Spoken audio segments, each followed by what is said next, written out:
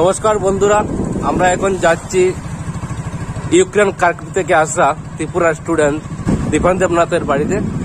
আমরা যাচ্ছি ওর কাছে, এখন ও কিভাবে আসলো ত্রিপুরাতে ফিরে তা একটু জানার জন্য।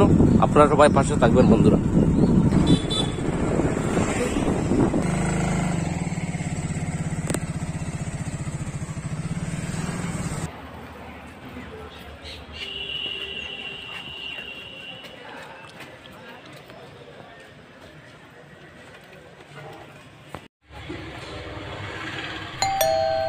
আমি এসছি আমাদের কোলাবরেশন সবুজ মিলে নাটকের সঙ্গে এই চ্যানেল থেকে। আমরা শুনতে পেয়েছি অনেকদিন আগে আমাদের ত্রিপুরা স্টুডেন্টরা বাড়ি ফিরছে, শুনলে খুব আনন্দ লাগলো আমাদের। তাই শিগগির আমরা আসতে না পারায় একটু দুঃখিত। এখন তোমার কাছ থেকে আমরা জানতে চাইব, ইউক্রেনে তুমি যে কদিন ছিলে সেখানে কি অবস্থা ছিল, খাওয়া খাদ্য থাকার ব্যবস্থা কিরকম হয়েছিল, একটু যদি আমাদেরকে শেয়ার করো। ইউক্রেনের অবস্থা তো ভালো, তখন থেকেই ভালো ছিল না। যুদ্ধ শুরু হয়েছে প্রথম তো প্রথম কিছু অসুবিধা হয়নি। প্রথম একদিন দুই দিন সব নর্মাল ছিল। যুদ্ধ হচ্ছিল, এত কোনো যুদ্ধর ডিস্ট্রাকশন কিছু আসেনি এখনো। ঠিক আছে, আমরা বাংকারে ছিলাম। 3 দিনের দিন যুদ্ধটা একটু বেশি শুরু হয়ে গেছে। বম্বিং, আমি যে এরিয়াতে থাকি ওইখানে ফেলা শুরু হয়ে গেছে। ফায়ারিং কন্টিনিউ শুরু হয়ে গেছে। তুমি যে এরিয়াতে থাকি জায়গাটা নাম কি? কিবের একটা জায়গা না বলছিল। তো আমার যে ক্যাম্পাস তার সাথে আর্মি বেস ছিল, তো এর জন্য আমাদের একটু ভয় এখন বেশি লাগছিল। কেন রাশিয়ানরা আর্মিদের উপরে সবচেয়ে বেশি অ্যাটাক করছে, মিসাইল ফালাচ্ছে, তাদের বাংকার ডিস্ট্রয় করছে আর্মি ক্যাম্প রাশিয়ান। প্রথম দিনই তো শুনে নিয়েছি রাশিয়ানরা সব আর্মি যে থাকে না, যেখানে বেস থেকে আর্মি বেস ভেঙে দিয়েছে, মানে বন্ধ উড়িয়ে দিয়েছে। বাট আমাদেরটা এখনো রয়েছে। এটা এখনো টেনশনের কথা, যখন তখন কিছুই হতে পারে। তো আমরা বাংকারে ছিলাম। বাংকারে থাকাকালীন সময়টা খুব টাফ ছিল। ধুলো বাড়ি, শ্বাস প্রশ্বাসের খুবই সমস্যা হচ্ছিল। তারপরে দিন গেল, খাওয়া দাওয়া তো শেষ হওয়ার কথা, খাওয়া দাওয়াও শেষ হয়ে গেছে বলা যায়। তারপর আমাদের হোস্টেলে জলের সিস্টেম ছিল, যেখান থেকে আমরা খাওয়া জল নিতাম। এখন আস্তে আস্তে কি বলবো, জলের মেশিনটা নষ্ট হয়ে গেছে, জলই শেষ হয়ে গেছে, জলের কানেকশন নেই। মানে কি, জল নেই। বেশি থেকে বেশি মানুষ একদিনে যতটুকু খায় এতটুকু ছিল না। আর আমরা দুজন ছিল, আমি আমার বন্ধু রোহিত। তার বাড়ি কোথায়? তার বাড়ি তিলথুই। ঠিক আছে, এভাবেই চললো আমাদের কিছুদিন করে, কষ্টর ভাবেই চললো। খাওয়ার একবেলায় খেয়েছি বা খাওয়াই হয়নি। রাত্রে বাংকারে ঘুমাতাম, সাইরেন বাজলেই নিচে চলে যেতাম বাংকারে। সারাদিন বাংকারে ছিলাম। কখনো জল বা কিছু যদি খাওয়ার বানাতে লাগে, ছিল না খাওয়ার, তবুও কষ্ট করে যদি অল্প অল্প করে ম্যানেজ করে খেয়ে নিতাম। আমাদেরকে হোস্টেল থেকে বেরোতেও দিত না। কেন? রাশিয়ানরা তো পুরো কভার করে নিয়েছে পুরো কিভকে, মিসাইল ছাড়া হচ্ছে। লাস্টের কিছুদিন 28, 29 আর 1 তারিখ এইসব ফায়ারিং একদম পিকের মধ্যে ছিল। একটু সময়ের জন্য ফায়ারিং আর বম্বিং থামছিল না।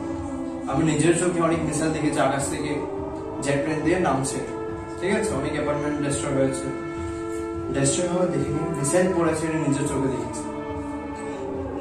আমাদের পাশে তো মিলিটারি বেস, দেখতেই পাচ্ছি বন্দুক নিয়ে যাচ্ছে। সিভিল মানুষরা যারা কমন পিপল, তারাও যোগদান দিচ্ছে যুদ্ধের মধ্যে, দেশকে বাঁচাবে। যুদ্ধের মধ্যে দেখছি নর্মাল আমার মতো শার্ট প্যান্ট পরা মানুষ হাতে রাইফেল নিয়ে বন্দুক নিয়ে যাচ্ছে, এদিকে লড়াই করছে, এদিকে লুকিয়ে রয়েছে। সবার বিল্ডিং এর ছাদে রাইফেল নিয়ে বসে রয়েছে ইউক্রেনের মানুষ। এই ছিল আমাদের হোস্টেলে থাকাকালীন সময়। যখন যুদ্ধটা চলছিল তখন তো আমাদের ভারত সরকারের পক্ষ থেকে জানানো হয়েছিল যে ইউক্রেনে থাকার প্রত্যেক ছাত্রদেরকে আমাদের মোদীজি রক্ষা করবে।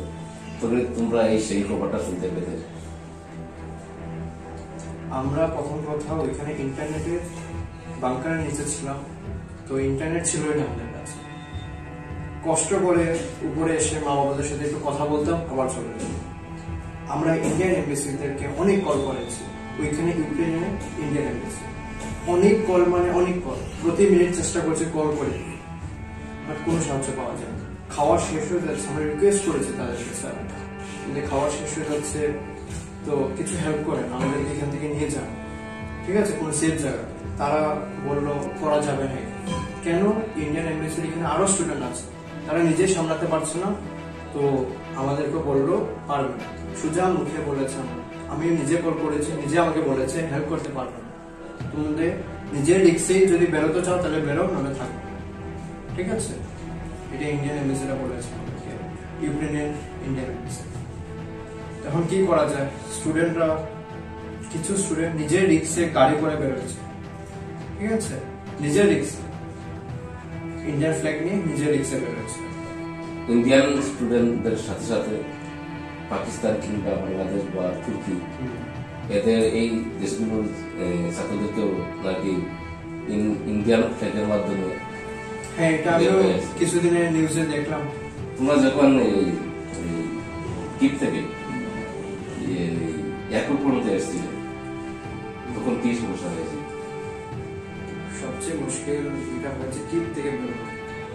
কিপ থেকে আমাদের হোস্টেলের সিনিয়র্স আমরা সবাই মিলে ডিসাইড করলাম যে কিছু তো করতেই লাগবে।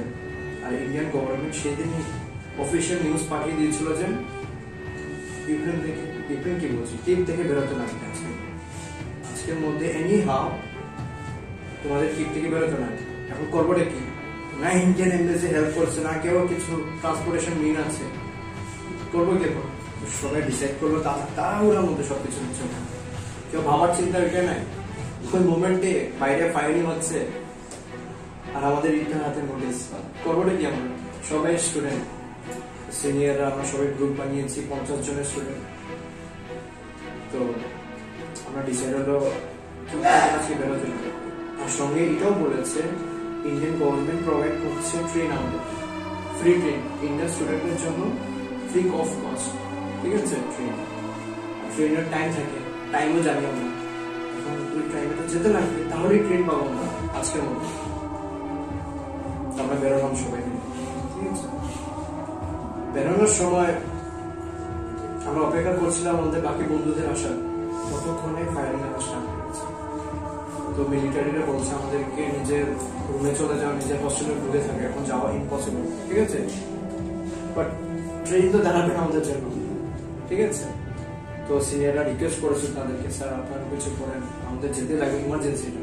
তো রাশিয়ান কি বলবো, ইউক্রেনিয়ানরা খুব হেল্প করেছে আমাদেরকে। ইউক্রেনের মিলিটারিরা আমাদের জন্য একটা পিছন দিকে ব্যাক সাইডে হোস্টেলের রাস্তা বানিয়ে দিয়েছে, কেন মেইন গেটটা সিল, বাইরে ফায়ারিং চলছিল। আমরা গেলাম, তখন দেখতে পেলাম অনেক মিলিটারিরা মাটির নিচে বসে পজিশনে আছে ফায়ারিং, নিজের চোখে প্রথমবার দেখলাম এটা। আর দেখলাম রাস্তার মধ্যে লোকাল পিপল হাতে রাইফেলিং মানে ঘুরছে। তো আমাদের হোস্টেল থেকে মেট্রো স্টেশন আগে গেলাম, হেঁটে হেঁটে অনেকক্ষণ লাগলো, 20 মিনিটের মতো লাগলো, ঠিক আছে। তো মেট্রো স্টেশনে আমাদের পাসপোর্ট দেখে আমাদেরকে ঢুকতে দিল মিলিটারি। তখন মেট্রো স্টেশনের অবস্থা খুব কাহিল, মানুষরা এখানে স্টে করছে, ইউক্রেনের মানুষরা নিচে ঘুমিয়ে পাশে এইভাবেই চলছে। তারপরে কি মেট্রোতে উঠলাম আমরা, একটা স্টেশনে গিয়ে নামলাম, ওইখান থেকে 40 মিনিট লেগেছে কিভ স্টেশন অব্দি পৌঁছলাম আমরা। তারপরে কথা ছিল ইন্ডিয়ান এমবেসির কোনো একটা মানুষ থাকবে স্টেশন, যে আমাদেরকে গাইড করবে কোন ট্রেন বা কি বিশেষ, বাট আমরা গিয়ে ওখানে পাইনি। সিনিয়ররা আমাদেরকে একটা জায়গায় রেখে খুঁজতে লেগেছে, এখানে আরো ঘন্টাখানিক চলে গেছে, পাইনি। ইন্ডিয়ান এমবেসির নাম্বার, যে নাম্বার দিয়েছিল কন্ট্রাক্টের জন্য, ওই নাম্বারটা উঠাচ্ছে না। তারও সবাই, ঠিক আছে, ইন্ডিয়ান এমবেসি এমনিতে কল উঠায় না, যখনই কল উঠায় কোনো হেল্প পাওয়া যায় না। কখনো বলবে 10 মিনিট, কালকে করুন, এইভাবে করুন, ঠিক আছে। তো একটা ট্রেন ট্রেন পাওয়া গেছিল, ট্রেন এসেছে, আমরা সবাই গেলাম ট্রেনে উঠতে, আমাদেরকে উঠতে নেই, ঠিক আছে। আমরা দরজার সামনে দাঁড়ালাম, তো বললাম ইন্ডিয়ান স্টুডেন্ট অ্যালাউ করেনি, পিছন দিকে গেলাম অন্য বগিতে, অ্যালাউ করলো। এখানে গিয়ে কি হয়েছে জানতে পারলাম যে ইন্ডিয়ান স্টুডেন্টদেরকে ঢুকতে দিচ্ছে না, ঠিক আছে, ইন্ডিয়ান স্টুডেন্টকে ঢুকতে দিচ্ছে। কি হলো, একটা ট্রেন চলে গেল, এটা বিকাল 5টার সময় ছিল। আর একটা ট্রেন ছিল 6টা 6:30 দিন। কি হয়েছে ওই ট্রেনে আমাদের উঠতে কি দেবো, দরজাই বন্ধ করে দিয়েছে, ভিড় হয়ে গেছে। আমাদের ইন্ডিয়ানদের জন্য আলাদা ক্যাবিনেট ছিল, বাট আমাদেরকে উঠতে দিচ্ছে না, দাঁড়িয়ে রয়েছে। এই ক্যাবিনেট থাকলে বলবে পিছনে ক্যাবিনেট, পিছনে বলবে সামনে ক্যাবিনেট, ঠিক আছে। আর ওইখানেও মানুষরা মারামারি করছিল, কে আগে উঠবে কে আগে। আমাদের কম্পার্টমেন্টে ইউক্রেনের না ভরে গেছে, উঠবো কি করে আমরা, ঠিক আছে। আর লাস্ট একটা ট্রেন ছিল রাত্রে, এই ট্রেন যদি না পাই তাহলে ধর কোনো ট্রেনই নেই, সব ট্রেনের বগির একটা গার্ড থাকবে, ও আমাদেরকে অ্যালাউ করে ঢুকতে, ঠিক আছে।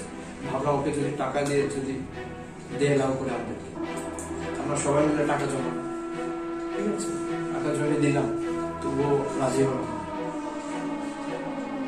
তখন আর কি পিছন দিকে ফায়ারিং চলছে আমাদের যে রেলওয়ে স্টেশনের পিছে বোম ফালানো হচ্ছে, পুরো আওয়াজ শুনতে পাচ্ছি।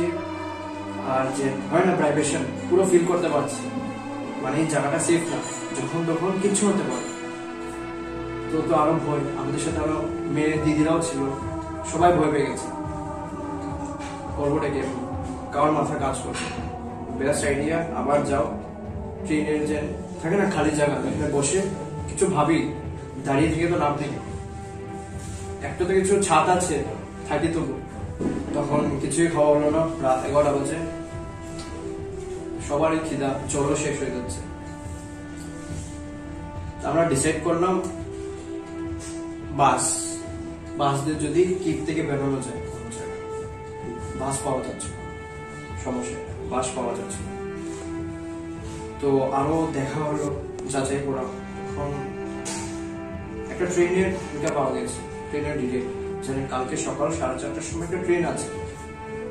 আমরা সবাই আগে থেকে রিজার্ভ করে রেখে দিচ্ছি, টাকা দিয়ে অনলাইন বুকিং করে রিজার্ভ করে নিয়েছি। সকালের অপেক্ষা, তো খিদে তো পাচ্ছে এমনিতেই, কিছু খাইনি 2 দিন ধরে, তার আগের দিনে কিছু খাওয়া হয়নি, তাড়াহুড়োতে বেরোচ্ছি, খাওয়া হয়নি। আর আজকে স্টেশনে, সেদিন স্টেশনেই ছিলাম আমরা, নিচে ঘুমিয়ে সব স্টুডেন্ট, সকাল 3টার সময়, ঠিক আছে। যে রেলওয়ে স্টেশনের কাউন্টারে খাবার নিয়ে আসছে, আমরা খুব খুশি হলাম, খাবার পেয়েছি, কিনে উনি খেয়ে নেবো। আশেপাশে দোকান সব বন্ধ খাবারের, অনেক কিলোমিটার অব্দি কোনো খাওয়ার দোকান দেখিনি, এখানে খাবার নিয়ে আসলে আমরা খুব খুশি। তো আমিও নিয়ে নিলাম লাইনে লেগে ব্রেড আর একটা স্যুপের মতো। পরে যখন স্যুপটা খোলা দেখলাম একটা বিফের মাংস। সবাই তো খাবার পাচ্ছে না এখানে, কেন খাওয়ার একটা কোয়ান্টিটি অব্দি এনেছে, যারা পাচ্ছে তারা লাগে, আমি কি করবো। আশেপাশে মানুষ আমাকে ঘুরে ঘুরে তাকাচ্ছিল, আমার খাবার দিয়ে দিলাম তাদেরকে, 2টো ব্রেড আর একটা স্যুপ দিয়ে দিয়েছি। সেই দিনও খাওয়া, আর ট্রেনেরও টাইম হয়ে গেছে, তো আমরা মনে একটা খুশি হয়ে গেছে, ঠিক আছে, ট্রেন আসছে, বেঁচে যাবো। গেলাম, আমরা দাঁড়িয়েছিলাম, যে ট্রেনে বোর্ড থাকে, টাইমিং এর বোর্ড, ট্রেনের নাম্বার থাকে না, ট্রেন এই প্ল্যাটফর্মে আসবে, এইসব আমরা দেখছি, অপেক্ষা করছি। 4:30টার সময় তো 5:30 বেজে গেছে, এখন কিছু আসে, কোনো নামই আসছে না ট্রেন, 6:30 হয়ে গেছে। তারপরে দাদারা কাউন্টারে গিয়ে বলছে ট্রেনে আসছে না, এইসব কাউন্টার বললো এই ট্রেন তো 4টার সময় ক্যান্সেল হয়ে গেছে, ঠিক আছে। এই ট্রেন 4টার সময় ক্যান্সেল হয়ে গেছে, আমরা করবো নাকি। তখন গিয়ে ইন্ডিয়ান এমবিসিকে সিনিয়ররা অন্য কারো থ্রু ইন্ডিয়ান এমবিসি কল করেছে, ইন্ডিয়ান এমবিসি থেকে এটাই আসলো যে তারা একটা রুট পাঠাচ্ছে, রুটটা এসে দেখবে আমাদের কয়েকজন স্টুডেন্ট বা কিনে, তারপর ওই রুটটা যাবে, বাস পাঠাবে, বাস আসতে 6 ঘন্টা লাগবে, বিকেল হয়ে যাবে, আর কোনো চান্সেস নেই, কোনো উইটা নাই, মানে 100% উইটা নাই যে বাস আসবে কিনা। যদি না আসে করবো কি, সেম আবার আর এখান থেকে মেসেজ আসছে যে টিপ থেকে পালাও তুমি। পরে সিনিয়ররা নিজের বন্ধুদেরকে ফোন লাগাচ্ছে, একটা দাদা কল করে বললাম সিনিয়রকে ট্রেন এসেছে, ট্রেন আসবে একটা তাড়াতাড়ি প্ল্যাটফর্মে, 1 নম্বর প্ল্যাটফর্মে তাড়াতাড়ি চলো। দূরে দূরে গেলাম, আমার হাতে একটা লাগেজ আর পিঠে একটা ব্যাগ ছিল,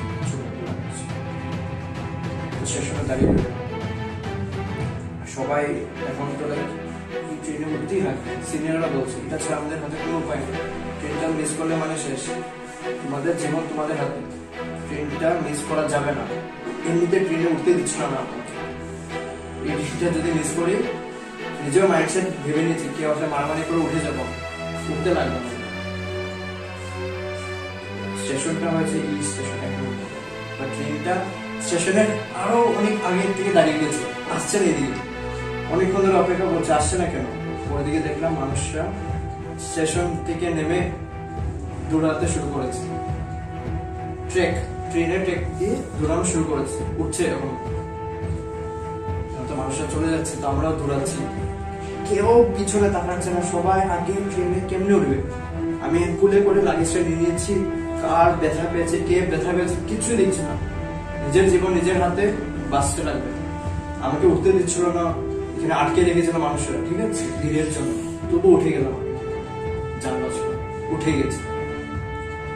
তো এখন উঠে আমি দেখছি কে কে আসছে, আমি বন্ধুদেরকে দেখছি, তুই তাতে নাকি সবাই উঠে গেছে। অনেকজন ব্যথা পেয়েছে, হাতে ব্যথা পেয়েছে, খুবই ব্যথা পেয়েছে, মাথায় ব্যথা পেয়েছে, তবু উঠে গেছে সবাই। আমাদের 50 জন বন্ধুরা সবাই উঠে গেছে।